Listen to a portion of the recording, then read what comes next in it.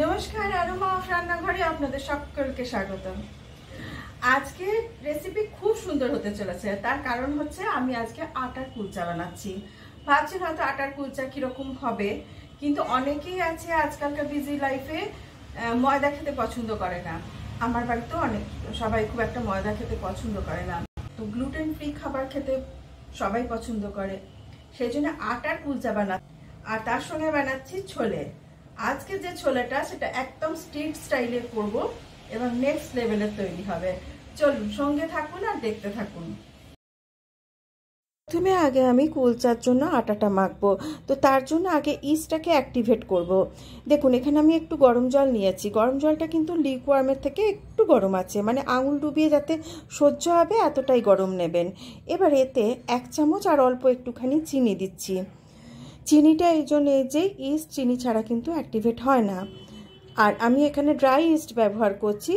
ইস্টও দেবো 1 টিস্পুন, পুরোপুরি 1 টিস্পুন দিচ্ছি। দেখুন আমি একদম মেপে দেখাচ্ছি, এই এতটাই দেবো। আর এটাকে দিয়ে এবারে একটুখানি সময়ের জন্য রেখে দেবো। কিভাবে বুঝবেন যে এটা অ্যাক্টিভেট হয়েছে সেটা আমি দেখাচ্ছি। এটাকে একটুখানি গুলে নিয়ে তারপরে ইস্টটা দেবেন। চিনিটা ডিজলভ হয়ে যাওয়ার পরে ইস্টটা দেবেন, ভালো কাজ করবে। এবারে একবার জাস্ট একটু নেড়ে দিয়ে এটাকে ঢাকা দিয়ে রেখে দেবো। এই 5 থেকে 7 মিনিট মতো রাখতে হবে। ততক্ষণ আমি আটাটা বার করি। আটা আমি এখানে 2 কাপ নিচ্ছি। 2 থেকে 2.5 কাপ নিলেই আমাদের হয়ে যাবে। আপনারা নিজেদের আন্দাজ অনুযায়ী আটা নেবেন। আমি এখানে পুরো যে আটার রুটি খাই আমরা, সেই আটাই ব্যবহার করছি। এই আটাটার মধ্যে সামান্য একটুখানি নুন দিয়ে দিলাম, নুনটা মিশিয়ে নিলাম। আর এবারে দেখুন এই যে ইস্টটা যেটা অ্যাক্টিভেট করতে রেখেছিলাম সেটা কিন্তু হয়ে গেছে। আমি একটু ক্লোজে এনে দেখাচ্ছি। দেখুন এর মধ্যে একটা ঝাঁক বা ফেনা টাইপের হয়ে গেছে। ওটাকে পুরো ভালোভাবে গুলে নিতে হবে। যদি এরকম হয়ে যায় তাহলে বুঝবেন যে আপনার ইস্ট একদম সুন্দর অ্যাক্টিভেট হয়েছে। আর এই যে জলটা, এই জলটা দিয়েই পুরো আটাটাকে মাখবো। আর যদি জল লাগে অল্প একটুখানি জল দেবেন, তাতে কিন্তু খুব ঠান্ডা জল দেবেন না, একটু ওয়ার্ম ওয়াটার দেবেন, মানে হালকা গরম জল। তাহলে আটাটা খুব ভালোভাবে ফার্মেন্টেড হবে। কারণ আটা তো একটু ফার্মেন্টেড হতে দেরি হয়, তো সেই জন্য একটুখানি হালকা গরম জল দিয়ে মাখলে খুব ভালো হয়। আর এই ডোটা না একটা মিডিয়াম সফট ডো হবে, খুব হার্ড ডো হবে না। এবারে এইরকম একটা বাটির মধ্যে আমি এটাকে রেখে একটা ক্লিন ফিল্ম যেগুলো হয় ওই দিয়ে পুরো ঢাকা দিয়ে দিচ্ছি, যাতে এর মধ্যে একটুও হাওয়া পাস করতে না পারে। আর যদি এইটা না থাকে সেক্ষেত্রে একটা টাওয়াল দিয়ে তারপরে একটা ঢাকা দেবেন, তাহলেও কিন্তু হাওয়া ভেতরে ঢুকতে পারবে না। এবার একটা গরম জায়গায় এটা রেখে দেবেন। ঘন্টা 2 থাকলে ভালো হয়, 1 ঘন্টা রাখলেও হবে। আটাটা ফার্মেন্টেড হোক ততক্ষণ আমি ছোলাটাকে সেদ্ধ করতে বসিয়ে দিচ্ছি। আমি কাবলি ছোলা নিয়েছি, দেখুন এখানে 4-5 ঘন্টা ভিজিয়ে রেখেছিলাম। আর এবারে প্রেশার কুকারে ছোলাটাকে দিয়ে দিচ্ছি, আর তার সঙ্গে একটা আলু দেবো, আর একটুখানি নুন আর একটু অল্প হলুদ দিয়ে এটাকে সেদ্ধ করতে দিয়ে দেবো। কিচ্ছু দেবো না, তেল টেল কিচ্ছু দেবো না।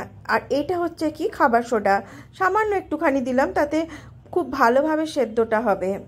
আমি পাশের বার্নারে এটাকে চাপিয়ে দিচ্ছি। ততক্ষণ এখানে আমি আটাটাকে প্রিপেয়ার করে দেখাচ্ছি। দেখুন এখানে আমি আটাটা প্রায় 2 ঘন্টা থেকে 2.5 ঘন্টা হয়ে গেছে। খুব ভালো ফার্মেন্টেড হয়েছে, দেখে বুঝতেই পারবেন না যে আপনারা আটা এত ভালো ফার্মেন্টেড হয়। খুব সুন্দর, দেখুন একদম ফুলে গেছে। আমি দেখাচ্ছি খুলে, এই দেখুন কি সুন্দর হয়েছে। দেখে বুঝতেই পারবে না কেউ যে এটা আটার। আর আটা দিয়ে বানানো কুলচা একদম সফট থাকে, শক্ত হয়ে যায় না। আমি এর ভেতরে যে হাওয়াটা আছে ওটা বার করে দিচ্ছি, দিয়ে এবার এটাকে একটুখানি ভালোভাবে মেখে নিতে হবে। যেরকম আটা যেরকম মাখি আমরা, ঠিক সেইভাবেই এটাকে খুব ভালোভাবে মেখে নিতে হবে। তারপরে এবার দেখাচ্ছি যে কিভাবে এটার থেকে আপনারা নানটাকে বেলবেন। দেখুন আমি এখানে ঢাকা দিয়ে রেখেছিলাম, নাহলে ওপরের সারফেসটা শুকিয়ে যাবে। আচ্ছা আমি একটা লই কেটে দেখাচ্ছি কিভাবে এটাকে তৈরি করবেন। এটা না একটা কায়দা আছে। দেখুন আমি ঠিক যেরকমভাবে কচুরি বানান, ভেতরে কিন্তু কোনো পুর দিচ্ছি না, কিন্তু এইভাবেই আমি এটাকে ঘুরিয়ে ঘুরিয়ে কচুরির মতন আকার দেবো, তবে এটা ফুলবে কিন্তু ভালোভাবে। এই দেখুন ঠিক এইভাবে না মুড়ে এটাকে যে লইটা হবে সেই লইটাকে তৈরি করতে হবে। তাহলে যখন কুলচা বেলবেন এবং বেলার পরে যখন সেঁকবেন তবে এটা খুব ভালোভাবে ফুলবে। এবারে এটাকে কুলচার আকারে বেলে নিতে হবে, জাস্ট যেরকম আমরা কুলচা বেলি ঠিক সেরকমভাবে। আমি একটু লম্বা শেপ রাখছি, আপনারা গোল শেপেও রাখতে পারেন। আচ্ছা, এইটা বেলে কিন্তু একটা একটা করে ঢাকা দিয়ে রাখতে হবে, তা নাহলে কিন্তু যখন এটাকে সেঁকবো আমরা তখন কিন্তু খুব ভালো একটা হবে না। সবসময় চেষ্টা করবেন যাতে হাওয়ার থেকে এটাকে বাঁচানো যায়। ব্যাস এভাবে এক একটা করে বেলে আমি একটা কভার দিয়ে রেখে দিচ্ছি। সব কটা একটু রেস্টে থাকুক ততক্ষণ, এই 5-10 মিনিট। ততক্ষণ আমি চাটনি একটা তৈরি করছি, যেটা আমার ছোলার জন্য দরকার লাগবে। এটা কিন্তু তেঁতুলের চাটনি হবে। এখানে একটা বাটি বসিয়ে দিয়েছি, আর এর মধ্যে আমি এখানে তেঁতুলটাকে একটু ভিজিয়ে রেখেছিলাম গরম জলে, এইটা দিয়ে দিচ্ছি এর মধ্যে। আর এই তেঁতুল জলের মধ্যেই দেবো সামান্য একটু হলুদ, একটু লঙ্কার গুঁড়ো, আর একটুখানি ভাজা জিরের পাউডার। এটা একটুখানি মিষ্টি মিষ্টি হবে, মানে টক ঝাল মিষ্টি হবে।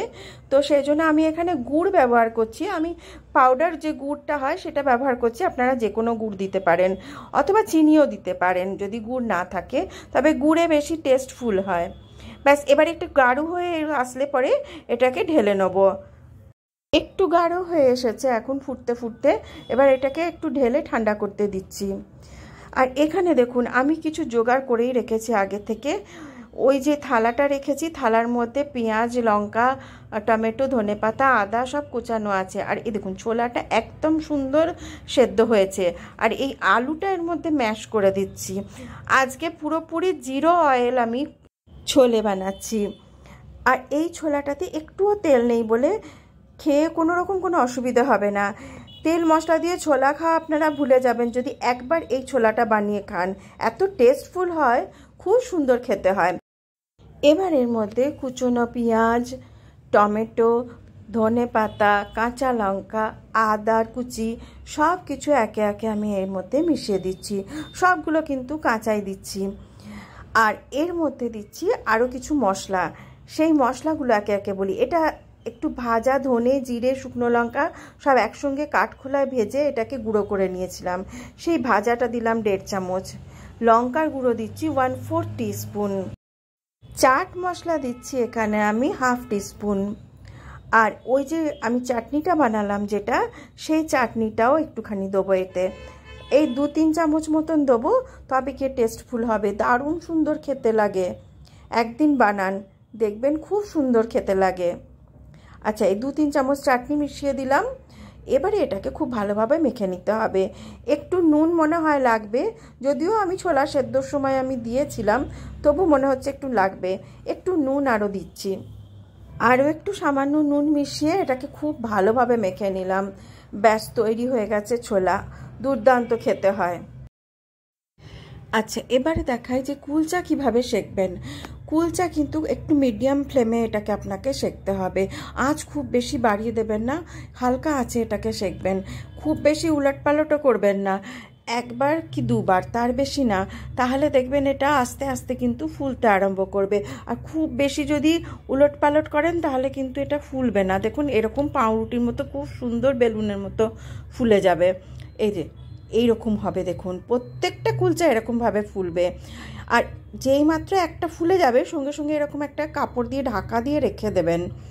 প্রথমে সবগুলোকে এইভাবে সেঁকে নিচ্ছি, তারপরে দেখাচ্ছি যে এটাকে বাটার দিয়ে কিভাবে ভাজবেন।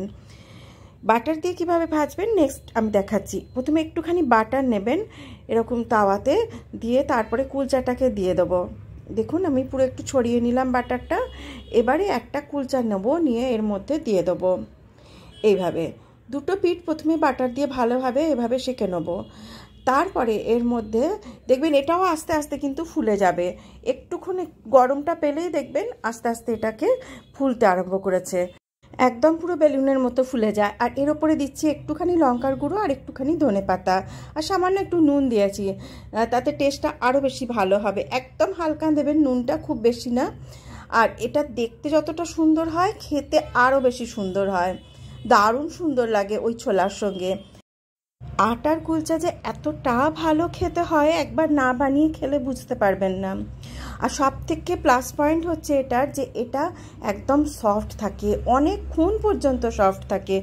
বানিয়ে রেখে দিন, কিচ্ছু খারাপ হবে না। আমি এখানে কুলচাগুলো নিয়ে নিয়েছি, এবার পরিবেশনের পালা। আর এর মধ্যে দিয়ে দিচ্ছি একটুখানি এই ছোলা যেটা বানিয়েছিলাম, ছোলাটা। আচ্ছা, ছোলাটা যখন সার্ভ করবেন তার উপরে একটুখানি আদার স্লাইস দিলে খেতে আর দেখতে দুটোই ভালো লাগে। একটু পেঁয়াজ কেটে রেখেছিলাম, সেই পেঁয়াজটা আর কাঁচা লঙ্কাটা দিয়ে দিচ্ছি। আর যে চাটনিটা বানিয়ে রেখেছিলাম সেই চাটনিটা অল্প একটু ওপর থেকে ছড়িয়ে দিলাম।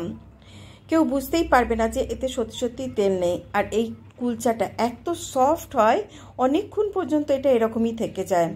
রেসিপি কীরকম লাগলো আমাকে কমেন্ট বক্সে অবশ্যই জানাবেন। আর যদি ভালো লেগে থাকে তাহলে প্লিজ একটা লাইক, শেয়ার আর সাবস্ক্রাইব করবেন, আমার পাশে থাকবেন। সবাই খুব ভালো থাকবেন আর সুস্থ থাকবেন। আবার দেখা হবে আরও একটা নতুন রেসিপি নিয়ে। Till then, bye by.